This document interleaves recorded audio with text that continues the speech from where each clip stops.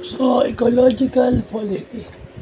So, ito yung policy sa research and sa feasibility study na naakala natin na yung yung statistical data sa group applies to every individual.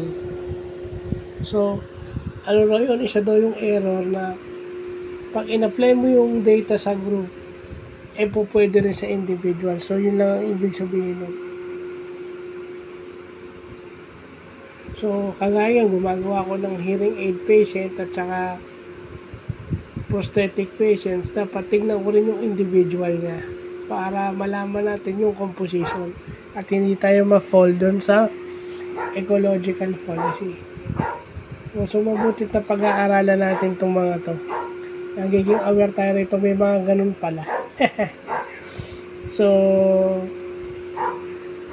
yun lang po.